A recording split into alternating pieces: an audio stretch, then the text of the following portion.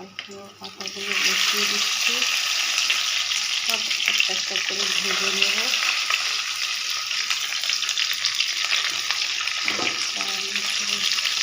পাতাগুলো দিচ্ছি।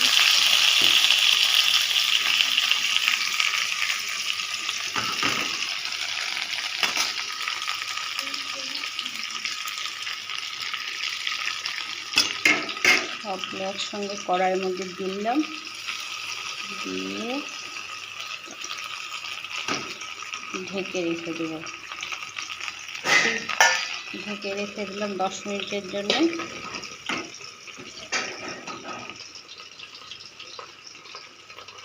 10 মিনিট পর এটা খুলে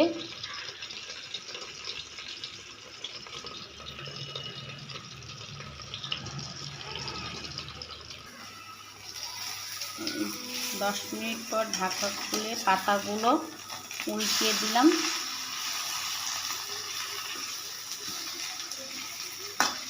এবার হয়ে গেছে।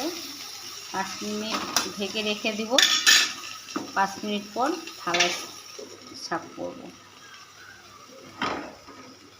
জিনিসটা এটা চাল কুমড়োর পাতার কিন্তু সবজি একটা। এটা করে এই যে ব্যাটার তৈরি করেছি, করে চাল কুমড়ো রেখেছিলাম একটু, ওইটাকে এই যে পকোড়া করছি। ওইটা পকোড়া করছি। আজকে চাল কুমড়োরই সব। আবার এই যে চাল কুমড়োর পাতা রেখেছি, পাতারও এক ধরনের পকোড়া হয়ে যায়। খুব সুন্দর, ভালো লাগে, টেস্ট লাগে। এর মধ্যে ব্যাটারের মধ্যে দিয়েছি তিল, কালো জিরে, একটু ময়দা, একটু চালের গুঁড়ো, বেসন, একটু গোটা পোস্ত দিয়ে ব্যাটারটা বানিয়েছি। আর এই যে চাল কুমড়োগুলো ছোটো ছোটো করে কেটে নিয়েছি পাতলা পাতলা করে, এইটা একটা করে দিচ্ছি। আর এই যে পাতাগুলো রেখেছি, যে কয়েকটা পাতাও রেখেছি, এই যে পাতাগুলোরও একটা একটা করে শেপ করছি। পাতাগুলো একটা ব্যাটারে চুবিয়ে নিয়ে তেলে ফ্রাই করছি।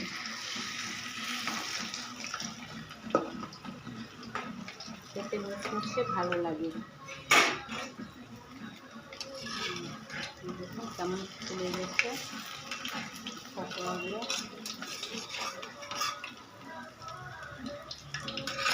দারুণ টেস্ট লাগে। আজকে যেহেতু নিরামিষ, শনিবার, সেই জন্য। এবার দুটো পকোড়া দিচ্ছি মুচমুচে।